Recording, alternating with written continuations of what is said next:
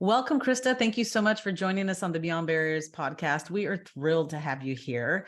I'm super excited because I know you have extensive experience in the corporate space, you working at, HPE, and being very, very involved in your, employee resource groups there as well. So would love to hear a little bit about who you are, what you've learned along your journey, and we'll just dive right in. So tell me about yourself. Who is Krista and how did you find yourself at HP? Well, first of all, thanks so much for having me, Monica. I'm thrilled to be Yes. here. So I'll tell you a little bit about myself. As a kid, I was a very entrepreneurial kid. I would start businesses. I would try to convince the people in the neighborhood to join me because we're going to make all this money. So I'd try to convince my friends. I'd try to convince my sisters. My friends were a lot easier to convince than my sister was. But so I spent a lot of time and energy thinking about the next business I would start, kind of like a sport. I was just really preoccupied with it. It was fun to me. So I really knew that I wanted to be in business from a very, very young age.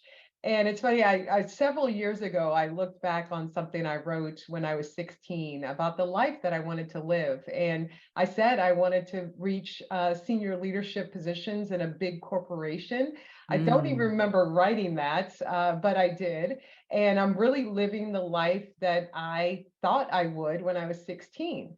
But mhm, the funny thing is that somewhere along the way, it was not a straight line. Somewhere along the way, when I got in corporate America and I started working, mhm, somehow those visions of what I could do and be faded. And mm, I don't really know why. I don't know if it's because I didn't see people that look like me in senior leadership positions. mhm, I don't know if it was because I was a single mother and I was so busy and focused that it's like there's no way I could do this. mhm, Or I don't know if it's because I just didn't know how to do it. But mhm, somewhere along the way, I lost that vision for myself. mhm, And for the first half of my career, I would say I walked around with a blindfold on. Anything I mm, did good that was for my career, I did by accident. Anything I did bad was by accident because I really just didn't know what counted and what didn't. I was mm. very job conscious and I wanted to do a good job on everything I was doing, but I Yes. wasn't career conscious. Mm, So I really walked around kind of blind, feeling my way around. And one of the things that really made a difference for me was I started reading about career and about career advancement. My mm, parents were nurses, so they didn't know much about the corporate world. So I mhm. didn't learn that from them. And so I went to books and I learned a lot through reading. Wow, that's fascinating and phenomenal. And I love what you just said about having to be intentional about your career, right? It's almost like you have two jobs. You have your job that you have to focus on and do really well, but then you have a second job of really navigating and managing that career. And I love what you said. I mean, there's a little bit of like we don't know what we don't know, and especially if we are that first generation corporate, right? It's difficult because you don't have that natural network or sponsorship or anything that kind of happens, for a lot of individuals who may have, legacy parents or just, parents who are in the corporate space and understand how to navigate that. I think that's super powerful. You talked a little bit about that, I think, you did yourself a favor of, when you were 16 years old, you kind of set an intention, right? You wrote it down, right? You set this intention, you had a vision. And granted, even though you kind of wavered off, it still led you into the corporate space. Can you talk a little bit about like when you started, like what was that inflection point when you said, I started reading about career or learning about career? How did you gain that clarity of like, wait a minute, like something's missing here. I'm kind of blindfolded. Let me figure things out. What was that Well, inflection point? I think I saw other people around me for a long time. I didn't want to change. It's like, okay, I've got a job. I like who I work for and I like Mhm. what I'm doing and who I work with. And then I'd see other people because of reorganizations, they had to change. And I was like, ooh, I'm glad I don't have to change. They have to change. I don't have to change. Uh-huh. And over time, I started looking at those people that were changing, and all of a sudden they have more, more connections because they're now in a different group and know a Mm-hmm. bunch of people I don't know. They're working their way up because they did this experience and this experience and that experience. And I Mm, started looking at a career as a collection of experiences. So instead mm, of thinking, oh, I'm lucky because I don't have to change, I started thinking, well, you know what? I need to change because I'm staying in one place. yes. I'm not meeting new people. I'm not gaining new skills. I'm safe in my space, so I think, Mm-hmm. but I'm not growing like other people are growing. Mm-hmm. So the first book that I read that was a career book that kind of got me hooked was Expect to Win by Carla Harris. Mm, And that yes. was it was actually literally a walk through the bookstore or the library, actually, Uh-huh. borrow the book, read the book, and that was kind of my gateway into career success books. Mm. It's a phenomenal book. I recommend it all the Yes, I time. love Carla Harris. Yeah, she's I'm a big fan. awesome, and our Yeah. videos are great. But that was my first, step in, and that's when I realized I probably didn't know the rules very well. Mm-hmm. I remember when I was dating my husband, we played checkers for the first time together, and he played an entirely different way than I played. So we're playing, and he starts taking out my checkers like rows at a time. And I'm like, what are you doing? This isn't the way I play. Well, and he starts explaining. He's like, and okay, I think I got this. And then he does some other crazy move. And I'm like, I'm never going to win this game because I don't know the rules. And Mm-hmm. that's how it is in corporate. If you don't Yes. understand the rules, you can't win the game. And some people are fed the rules Mm-hmm. because they're coached proactively by people, and some people aren't. And sometimes when you're a diverse person in corporate America, you may not have as many connections as some of your counterparts do. I love that. And I love like the checkers analogy when you don't know the rules and you Yeah. only learn one way, right? Mhm. And it's the unwritten rules that help those individuals get ahead. You're like, wait a minute, like let me figure this out. I Yeah. love that. Now, let's talk a little bit about, that moment, that inflection point. You see others and you're realizing that, you were very comfortable in this like safe bubble, right? And realizing that you're going to have to grow. And we all know that Yeah. the old adage, right? Growing pains, right? It's painful to grow because there's levels of uncertainty and all of that, How did you have any fears or limiting beliefs? Like, how did you get over those and move forward despite that like uncertainty? Well, one thing, even though I wasn't a person that was proactively managing my career, the one thing I had going for me is that I didn't say no very much. So if Mm, somebody came to me and say, "Hey, Krista, do you want to try this?" Yes. "Hey, Krista, more responsibility. You willing to take this on?" Yes. I always said yes. mm-hmm, And I would always just say to myself, give it a shot and see what happens. So whenever I was scared, that was my way of risk taking, because risk mm-hmm. taking is a very scary word. But if you Yes. think of it as give it a shot and see what happens, it takes some of that risk out of it. So Mm-hmm, I would be always willing to give it a shot and see what happens. And I grew that way because I mm-hmm. would say yes when people came to me with different things. And so that helped me a lot because otherwise I wasn't exactly seeking that out for myself like I should Mm, have been. right. And tell me a little bit about like, because you mentioned earlier, right? You really like were able to move ahead. And sometimes you said first half of career kind of by accident. And the Mhm. mistakes you made were also kind of by accident.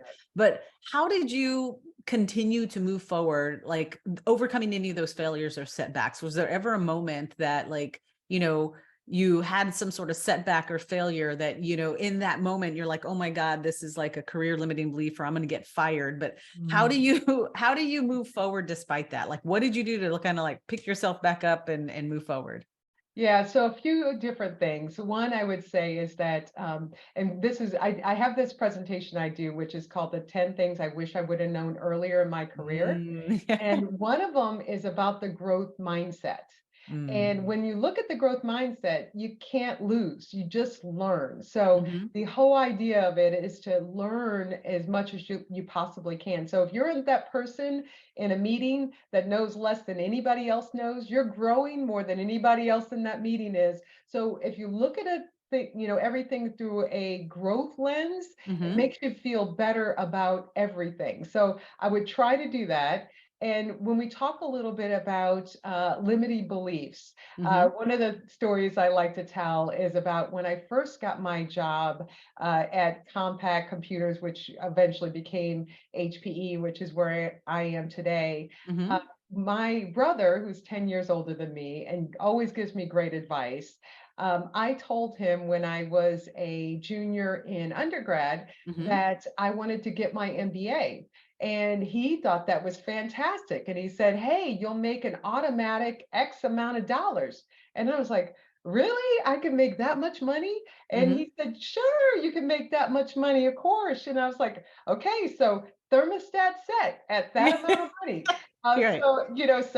2 years goes by, and then another couple years, and I finish my MBA, and I move, and I'm interviewing, and I'm traveling around interviewing, and I got the offer here, Hmm. and I didn't get that X amount of dollars. It was very close, but I Hmm. didn't get that X amount of dollars. And I was like, well, I guess my brother hasn't called you yet because this is how much I'm supposed to be making. So I told him this is Uh-huh. what I'm expecting, and I got that exact amount of money, but it was because he set my thermostat years Mm. ago. And Yes. so what I see is that whenever I achieve something, I set my thermostat a little bit higher, and then it's like it's bit by bit. And then what I learned is that other people can set your thermostat because my brother set mine. Yes. So it's all about what you think you deserve and what you expect, and setting that thermostat higher and higher and higher as you go. And it could be a very iterative process. I mean, Hmm. I wish I was the one that set it, at 16, and then had no challenges, and it was a straight line. But a Hmm. lot of times it's just an iterative process. And once you achieve something, then you could set it a little bit higher.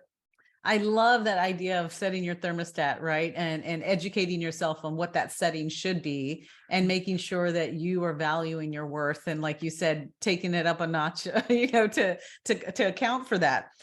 Can you talk a little bit about though, because I hear this all the time in some of our cohorts with our women in our accelerators, is this idea of like having that courageous conversation, right? And what we like to say a lot here at Beyond Barriers is that like, everything you want is on the other side of a difficult conversation. Mhm. But how did you handle that conversation of like, wait a minute, I set my thermostat at this because I was told this is what I could make. I'm Mhm. sure it wasn't a comfortable conversation to go back and say thanks, but like it's not meeting my expectations. How do you prepare yourself for those kinds of conversations when you set your thermostat and it's coming short, it's falling in short? How do you have that conversation? Yeah, it's a lot easier when you think you deserve it. Mm. I think what makes it sometimes challenging is when you don't really think you deserve it and you're asking for something, and it's like, oh, can I please, and you're Yes. kind of expecting a no. Hmm. If you think you deserve it, and then you have to, I think, to get the best negotiating power, you have to inside think, if you can't get it from here, then you have other options. So the more you Mm. feel like you have other options, I think the more confidence you go into those Hmm. difficult conversations. There's another book called Unapologetically Ambitious, which is a really Yes. great book. And I actually got a chance to meet the author, Shelley, Hmm. actually last week, and she's phenomenal. But one of Yeah, the we things, interviewed her several yes, months ago, but yes. yes, and I told her I was doing this podcast as well. So, but one of my favorite parts about her book is when she decided in high school that she wanted to be a CEO, and when she was working in corporate, and she had all the steps and how long she wanted to be at Hmm. each step, and all the experiences she needed to have, and she went to her boss because it was time for her to collect a different experience, and they kind of said, "Oh yeah, yeah, we'll work on it." And she went outside of her company, got the job that she needed for her next Hmm. step. She went to tell them, and they couldn't believe it. It's like, "Well, I told you this is what I needed for my next step." And I was like, "That is so awesome." I was Yes. like, "That is so cool." And having that amount of confidence that if you can't get it from, this person, then you may Mhm. have to look somewhere else. Right. So having that level of confidence helps, I think, a lot. I love that. And I love that idea, like you said, of having the options, believing in yourself. And like you said, believing that you deserve what you're asking for. Right. And so at the end of the day, yes, it's because you've done your homework, you've done your work, you are that top performer, and you absolutely can, justify the ask. Right. Mhm. And needing that belief in order to do that. And yes, it can be easier said than done, but if you kind of really set your goals on that and check that list of like, what do I need to do to warrant the ask, then absolutely, I love it. Yeah, and um I would also say the whole give it a shot and see what happens, because, yes. at the end of the day, what's the worst that really can happen when you ask for something? And when you ask for it, if you get the no, understanding like, okay, no for now, but what will get me the yes, right? What's missing? And if you Mhm. understand what's missing and then you can go, get those things, then it should be an automatic, like not a matter of if, but when. And, but when, and like you said, and then if you still don't get it, then it's like, okay, well, I'm going to go where like I have options. I have Yeah. options that I can leverage. I love that. Can you talk a little bit about, you've had some really great, in your brother giving you some advice and others where you kind of are, getting the information that you need. Can you talk a little bit about building those powerful strategic relationships and leveraging your community to really understand where do you need to set that thermostat, right? Or, Mhm. or someone who challenges you to take it up a notch, right? So talk a little bit about that. What do you do to maintain and to make sure that you're cultivating strong relationships? Yeah, so it's so funny because I'm not a natural networker, Uh-huh. and so it's for me it's something I have to work on. I get along really well with people, and I enjoy getting to know new people, but I'm not the master networker. So one thing that I will say though is that I always shop for the leader I want to be. Mm, So and the store is always open. I could look around, I could learn what I want to do, what I don't want to do, just by watching other people, by reading, by learning from others. So a lot of times I learn in observation mode. mhm, And I'm always kind of shopping around for good ideas and things to mhm, avoid, those kinds of things. But when it comes to networking, one of the things that switched things for me when it came to when it comes to networking is realizing how far connections take you in places that you don't even predict. mm, Sometimes you think, oh gosh, I'm just networking with this person. And really, what that might be is a person they introduce you to, and the person they introduce you to, and then the person so it's like, that's why it's called a network. I didn't really get the full power of that. yeah. Initially, I always thought of, okay, I'm talking to just this person. But the idea of sharing a little bit more of who you are and what you're looking for with more and more people, and then more and more things start happening, because at the end of the day, when it comes to getting what you're looking for, there are people involved in that. Mhm, And the more people, and so many people want to help. That's another thing that surprised me, is mhm, that the more you share what you're interested in doing, the more people are like, oh, I'd love to help with that, or I know this person. And just as a person who's not the master networker, understanding that it's good to have that, that reach out to multiple mhm. people, instead of just staying in your comfort zone with the people that you know really well. And you never know where those connections could lead you one day.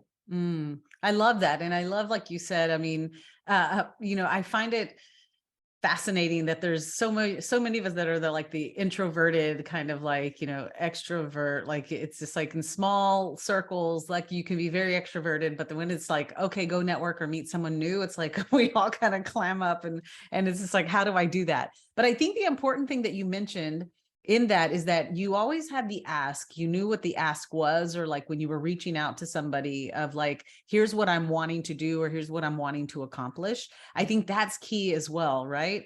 in really being able to understand that, taking that a little notch higher of the importance of being able to know your unique value proposition and understand what you want to be known for, and Mhm. communicating that story, a little bit of the like branding or like who you are. How Mhm. did you develop that? How did you get clarity on like, here's what I want to be known for and here's what I want others to know me for? Mhm. um how did you develop that? Yes, that's a really tough thing because I feel like your own superpowers can be very hard to see because they're Mm, things that are so easy for you and maybe not as easy for other people. But because it comes so easy for you, it's really hard for you to see it. So, mm, in my experience, the best way is to listen to what other people say they appreciate about you. mm, When you get compliments on things, what are those things? What kinds of projects did you excel at? What do people usually call you for? So mm. those are your superpowers, but it is really, really hard to see sometimes because it comes so easily to you, which Right. is, it's kind of the magic of you that no one else has. And also recognizing that they may not all come out in the role that you're in right now. So some people are in roles that take advantage of their strengths more than other roles. So Mm, sometimes experimenting with different types of roles brings out some of the magic of that person because mhm. we're all geniuses at something. And it's Right. just a matter of figuring that out. And it's tough when you're in a role that isn't bringing that out of you, and you could be spending a lot of time in something that isn't worth your time and something else is a better Mhm, fit. So I always feel like everybody finding their own place, even mhm, though, I see a career as a collection of experiences, and even a tough experience is a good collection point because you learn from it. mhm. Trying to get to where your superpower is the most beneficial is part of your job, basically. Mm. I love that, and I loved what you said in terms of paying attention to what comes easy to you or what others kind of come to you for, and really kind of even asking around like, what am I the go-to for? Mhm. And when you what do you, when you run into a problem, like which problems are those that you come to me for? Because you're right, we tend to undervalue what comes so easy to us because we're kind of in this silo of like, oh well, this is easy, I mean anybody can do this, right? But that right there is the misconception that anybody could do what you do just as easily as you do. Yes. And I think it's so powerful because we tend to undervalue some of those things sometimes. Yeah. And then really kind of like, okay, how do we hone that even more? Or how do we even start saying, well, maybe it does come easy to me, but it's not what I love doing. Hmm. Identifying what do you love to do and how do you start letting people know, like, here's what I love to do and here's how you can leverage me, and kind of almost like tailor it, what it is, tell your own story, and then people start coming to you for those things. I think that's Yeah, so powerful. and some of the magic's in the problems you want to solve with your Mm-hmm. time. What do you lose time doing? What kind of projects do you totally lose time Mm-hmm. doing because you're so into it? What kind of things do you like to read? At the end of your week, what things did you enjoy doing the most? So some of those things can help get you to, where your super strengths are, your Mm-hmm. superpowers are. I love that. I want to shift gears a little bit because you mentioned, earlier in your career, you said, you were single parent working really hard, your head was down kind of in the weeds, and you finally like lifted it up. And then you still are a working mother, super successful in what you're doing. You're still doing things above and beyond, like, being involved in the, employee resource groups, in the Black, networks and all of that kind of stuff. How do you do it, right? There's no such thing as work-life balance. I love to call it work-life integration, right? Mhm. How do you put the oxygen mask on yourself? How do you make all of that happen? Yeah, so I try to be as intentional as possible. So when I Mhm. go after having something that is a big ROI, so I do look at everything through that lens because I Mhm. don't have a lot of time. But from my standpoint, I'm a productivity nerd. So I do a weekly improvement plan every week. What were my goals? What worked? What didn't work? What did I learn? What do I want to do differently next time? It doesn't take that much time. It probably takes me 10 minutes, but it Mhm. gives me perspective, and it also Mm. helps me stay very, very intentional, Mhm. so that I stay focused. I write down the 3 things I want to get done every day. I write down 3 priorities for the week. So I make sure I stay very focused, because you can wear yourself out Mhm. doing things that don't matter. Right. So, with just activity. And I try to make sure I don't do that. I also like to do things like take walks. I like to make sure that I meditate. So I do things to recharge myself. Mhm. I mentioned I'm a big reader, so I read a lot. That's another thing that I do to Mhm. recharge. I also have something called key success habits. And Mhm. and this is daily. So every day I have 6 things that I just rate myself on how well I Mm. did. And that helps me to keep everything in the focus that I think is important, Mhm. because I feel like if you kind of keep track on a daily basis of what you think you need to be doing to be successful, it really, really helps. So I'm a productivity nerd, so I do all those things to help keep me intentional and focused.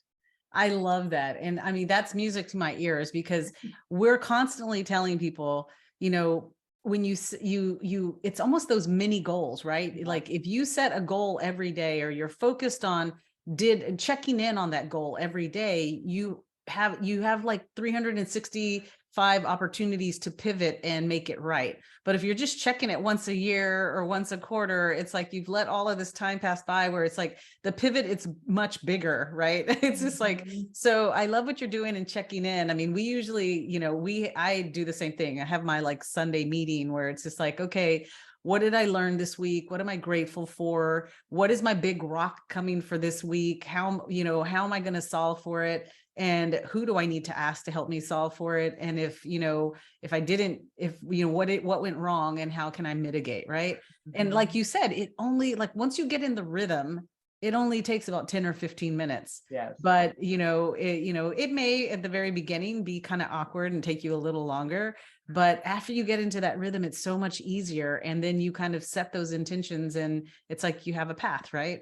Exactly. I love it. And I love that you do it every day. I'm like, whoa, you're like way, I do it once a week. So like your 6 things are phenomenal. I'm gonna have to play around with that a little bit. Um, Gosh, I could talk to you forever and ever, but we're coming to the close. And so we have our lightning round questions, which are a lot of fun. Mhm.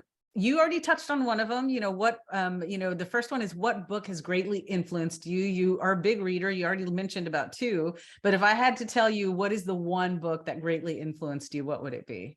Well, I would say Rise by Patty Azzarello, only Mm, because of the time that it came to me, and what I thought it was like the kind of a really easy to digest, how to get ahead book. mhm, So mhm. I would say Rise by Patty Azzarello. I love that.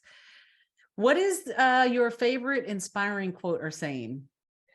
I never lose, I either win or I learn by Nelson Mm. Mandela. I love that. Oh, yes, yes, yes. I love the whole the learning from it. Mhm. So that's fantastic. What is one word or moniker that you would use to describe yourself? Positive, Positive. for sure. Yeah, Yeah. I totally see that. Yes. Immediately. It's just like the positivity is there.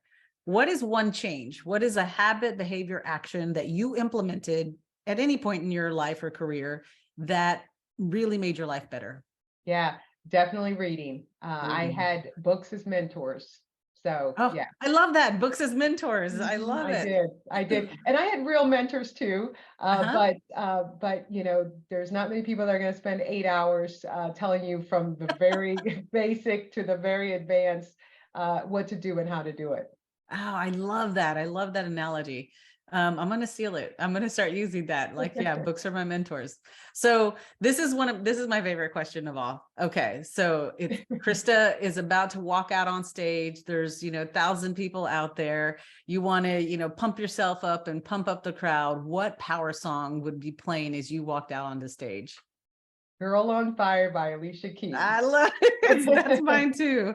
All right. I love it. So be on the lookout. We love to pull all the favorite songs of our guests into kind of like these quarterly playlists. So you'll definitely be part of one of them. But Krista, it was such an amazing getting to know you and talking to you. And thanks again for your time on the Beyond Barriers podcast. And I'm sure already that if I don't ask this question, we're going to get flooded with, emails or outreach of how do I connect with Krista? What's the best way to connect with her?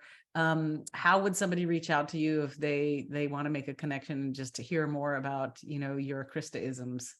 I'm on LinkedIn, so that's the Okay. best way.